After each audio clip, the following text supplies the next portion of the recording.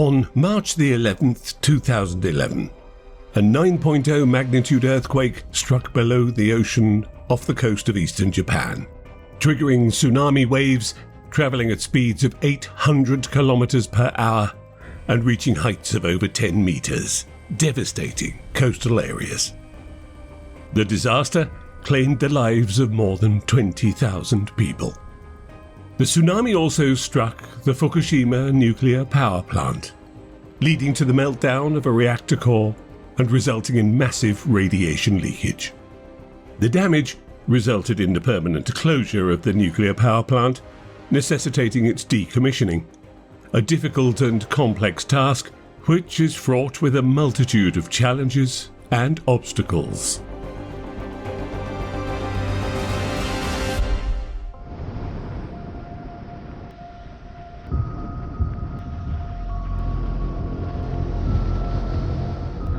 On a two-lane road, our bus occasionally encounters large trucks.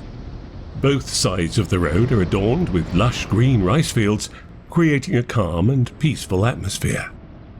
The tranquility here is, however, in stark contrast to other rural areas of Japan. There is a pall of sadness, apprehension, and concealed anxiety over this place. As our vehicle approaches huge white towers, we have to stop recording in compliance with the property owner's regulations. So what are we doing here? ID? This is inside the Fukushima Daiichi nuclear power plant. We can resume recording once we obtain a printed slip that records our personal and biometric information. Before entering and exiting the power plant, we must undergo a radioactive level measurement for comparison and for our safety. Because usually human body has radioactive already, but they have to make sure that after I coming out, it's not more than what I supposed to have. で、人間は食べ物の中から Kenji Abe, a manager at Tokyo Electric Power Company or TEPCO, the operator of the Fukushima nuclear plant, explains that humans are regularly exposed to radioactivity through foods such as bananas and seaweed, which contain potassium, a radioactive isotope. When consumed, our bodies can eliminate radionuclides through sweat or excretion, effectively removing them from our bodies.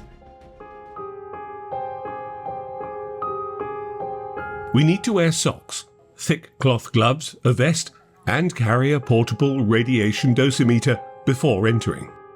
For years, certain employees have been dressing like this inside the nuclear power plants.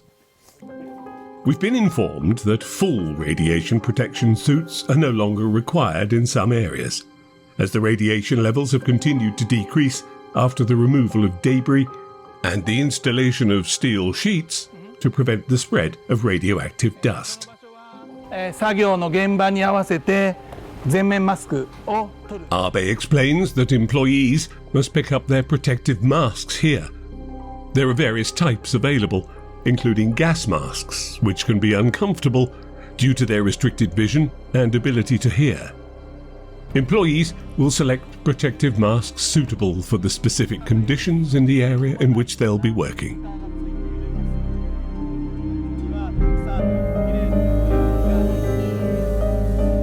We follow the officials onto a small bus, which meanders through several operational buildings before parking on a high hill where the ground is covered with sturdy concrete. About 100 meters ahead, we see the location of one of humanity's most severe nuclear catastrophes. 4 square buildings housed nuclear reactors that once supplied electricity to the Japanese people in the Kanto region, including the capital Tokyo.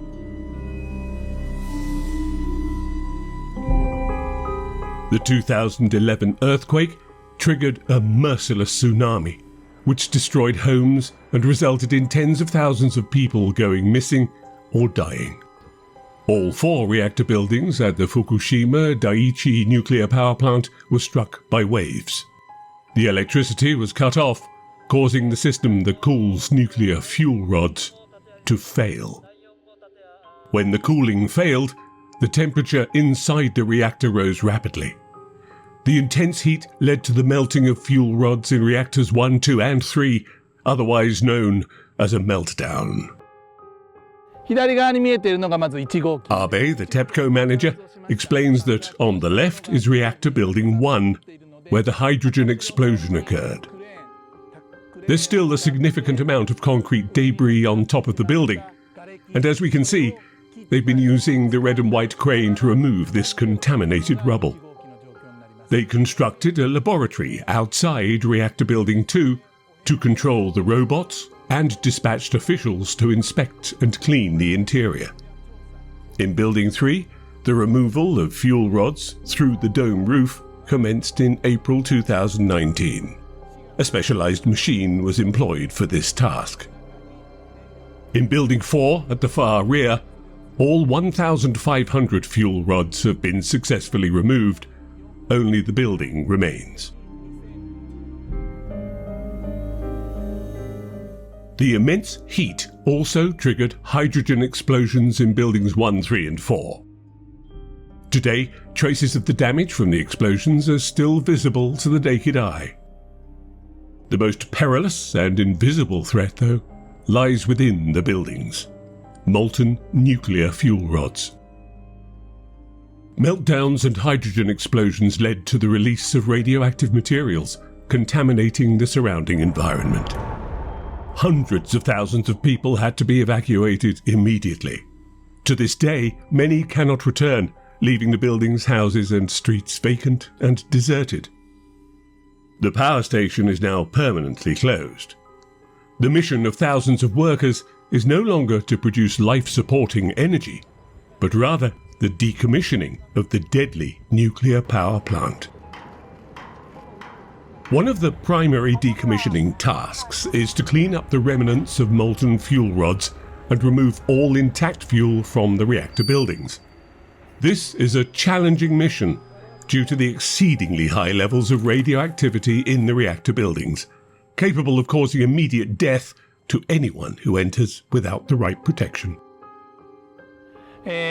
大変な合気がどれかというのは Abe mentions that each building presents unique difficulties and challenges, making it hard to determine which one is more challenging. Reactor Building 1 sustained the most damage from the explosion, though, requiring significant time for debris cleanup. Building 2 appears normal from the outside at present, but the interior remains cluttered. Cleanup efforts here will also take quite some time. Building 3 contains the highest quantity of nuclear fuel rods, all of which must be completely removed. Due to the extreme dangers, the work must be carried out using robots. Many times, however, even robots sent into the reactor lose their mobility due to the high levels of radioactivity. Consequently, initial work was delayed.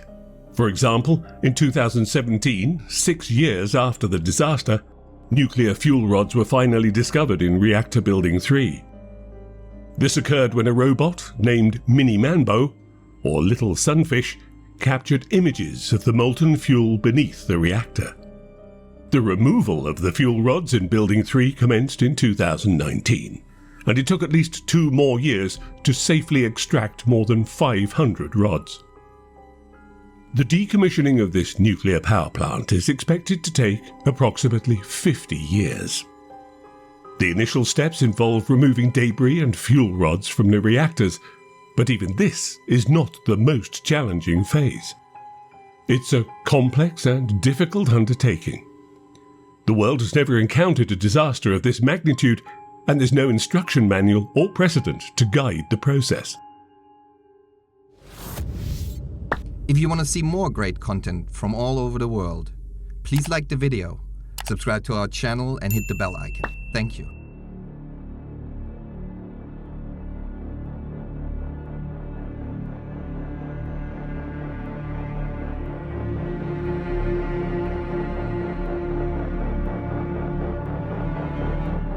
Understandably, however, what concerns everyone the most following the disaster is the spread of radioactive substances such as iodine-131, cesium-137, strontium-90 and plutonium-239. Many of these are carcinogenic. Another part of decommissioning damaged nuclear power plants is the removal of contaminated soil. Due to the extensive area over which radioactivity spread, this takes a significant amount of time. During our visit in 2017, we saw workers clad in radiation protection suits scooping up topsoil into large black plastic bags. Returning to the area today, the scene is the same. The level of danger posed by radioactive substances varies depending on their properties, quantities, their half-life, and environmental factors. The Fukushima incident may have been less severe than Chernobyl. The Institute for Radiation Protection and Nuclear Safety, or IRSN, stated that at Fukushima, there was only 1/10 of the radioactivity released in the Chernobyl power plant accident. Inside the plant, even within a few meters of the reactor itself, the radiation dosimeter we carry shows non-dangerous levels.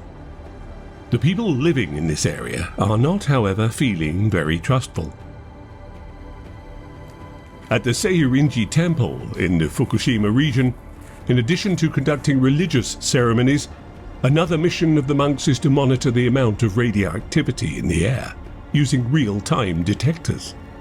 All data is sent to a website operated by Safecast, the world's largest organization for collecting data on radioactivity. Like many citizens here, Sadamaru Okano, a Zen monk at the Seirinji Temple, is skeptical about the information he receives from the authorities.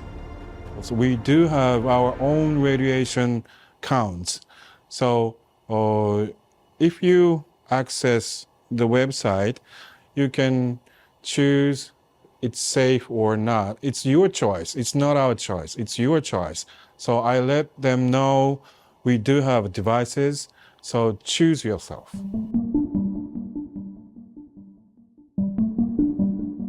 Radiation detectors, called Geiger counters, have a detection range of up to 20 kilometers.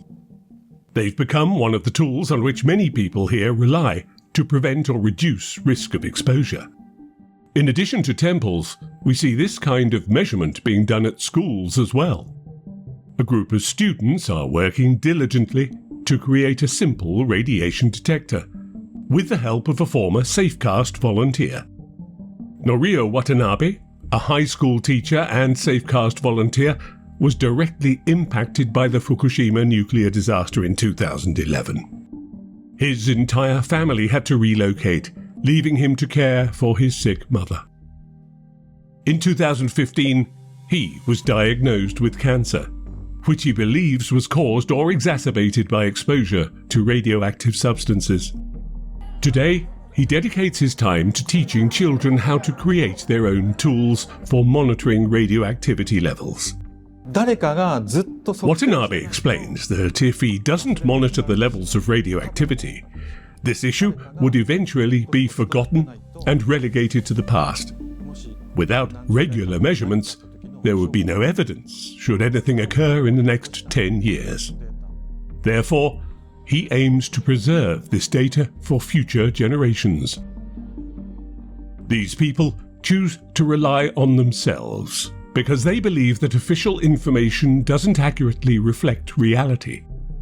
The official radioactivity figures stating that it is safe may be because the measurements were not conducted across a wide enough range of locations, especially in places directly associated with people, such as schools, temples, and workplaces.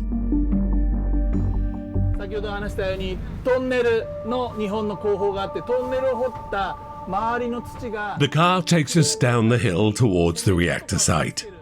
Traces of the post-tsunami flood levels remain visible. Here, everyone must wear a mask, safety helmet, and eye protection to use the walkway between nuclear reactor buildings 2 and 3.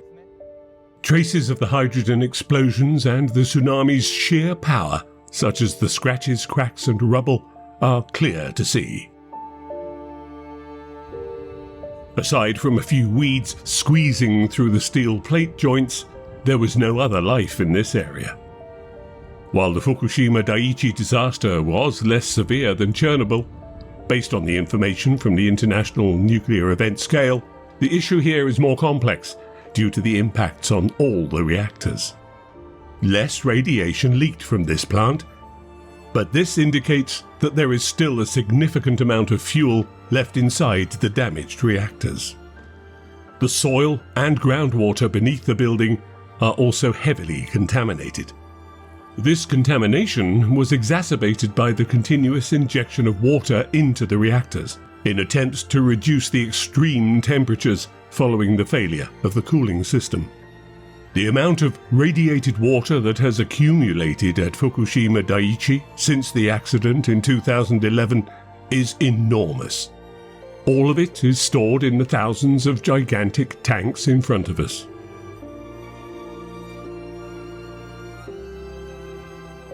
Even though this water has been treated, it contains another radioactive substance which cannot be removed by any known means: tritium. Tritium is an isotope of the hydrogen atom.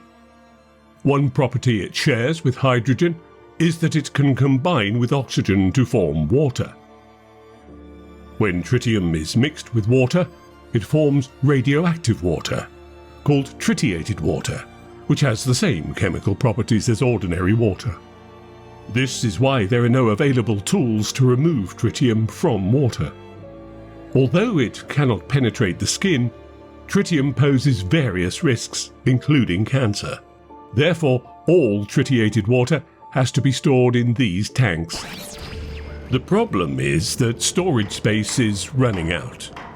Approximately 1.3 million tons of tritium-contaminated water is stored in the tanks, nearly filling the entire storage area. There's no precedent for guidance, as the world has never seen anything like this before.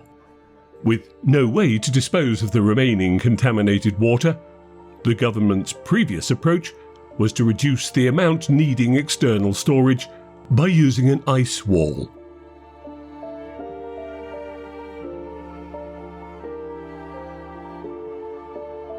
Located 30 meters underground and 1.5 kilometers long, this ice wall surrounds the reactor buildings, frozen at minus 30 degrees Celsius.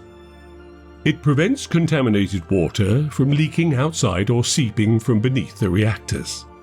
The scorching sunlight produces water droplets on the metal nut heads, which had ice on them.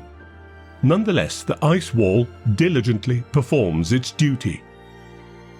Such methods can, however, only delay the inevitable.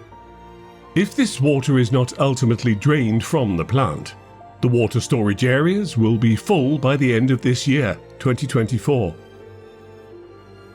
In 2021, this prompted the Japanese government to officially announce a plan to release millions of tons of treated radioactive water from the Fukushima nuclear power plant into the Pacific Ocean. The method involves treating this contaminated water with a high-tech filtration system known as Advanced Liquid Processing System, or ALPS, to remove most of the radioactive isotopes before releasing it into the sea. Even though, as we know, tritium cannot be totally eliminated, the treated water will be diluted with seawater to reduce the concentration of tritium to below the limit set by the World Health Organization for drinking water, which is no more than 10,000 becquerels per litre. The release of millions of tons of treated but still radioactive water from Fukushima into the Pacific is expected to span 30 years. The first release occurred on August the 24th, 2023, with a continuous release of water for 17 days, totaling 7,800 tons. TEPCO states that even if tritium remains, it will have, quote, a negligible effect on the human body, end quote. Both the Japanese government and the International Atomic Energy Agency, or IAEA, the United Nations nuclear watchdog, have confirmed the safety of water released from the power plant. The plan has predictably faced opposition from neighbouring countries like China and South Korea, environmental activists, and the Japanese people themselves, especially fishermen and those in the seafood business. They urged Japan to abandon the plan due to concerns over its potential impact on the marine ecosystem and public health.